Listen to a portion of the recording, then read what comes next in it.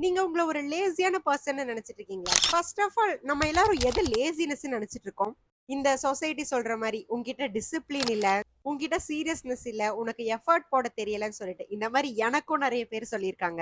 But reality தான் என்ன? நம்மளோட மைண்ட் ஆல்ரெடி ரொம்ப டயர்டா இருக்கு. நம்ம ஆல்ரெடி நெறைய டெசிஷன் எடுத்திருப்போம். அது சரியா இல்லாம கூட போயிருக்கும். அதுக்கப்புறம் நமக்குள்ள டூ மெனி எக்ஸ்பெக்டேஷன்ஸ கேரி பண்ணிட்டு சுத்திட்டு இருக்கோம். மத்த யாருக்குமே தெரியாத ஃபெயிலியர்ஸ பார்த்துட்டு இருக்கோம். நம்மளே நம்ம எல்லார் கூடயும் கம்பேர் பண்ணிட்டு இருக்கோம். நம்மகிட்ட நெறைய செல்ஃப் டவுட் எல்லாம் இருக்கு. ஆனா, இது எல்லாத்தோட ரிசல்ட் என்ன ஆகும் தெரியுமா? நம்மளோட பாடி ஓகேவா இருக்கும். ஆனா மைண்ட் கம்ப்ளீட்டா எக்ஸாஸ்ட் ஆயிரும்.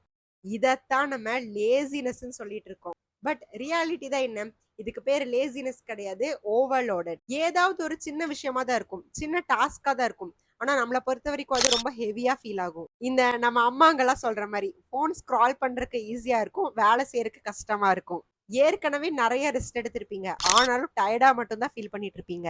தென் ஏதாவது ஒரு விஷயத்த ஸ்டார்ட் பண்ணலான்னு தோணும். ஆனா நம்ம பண்ண மாட்டோம். எல்லாத்தையும் தாண்டி ரொம்ப இம்பார்ட்டன்ட்டா நம்மளே நம்ம கிட்ட பண்ணிக்கிறது, செல்ஃப் டாக். அத ரொம்ப ஹார்ஷா பண்ண ஆரம்பிப்போம். இப்போ நான் சொன்ன இது எல்லாமே உங்களுக்கு இருக்கு அப்படின்னா, கங்கிராச்சுலேஷன்ஸ். நீங்க லேசியா இல்லவே இல்ல. ஓவர்லோடடா மட்டும் தான் இருக்கீங்க.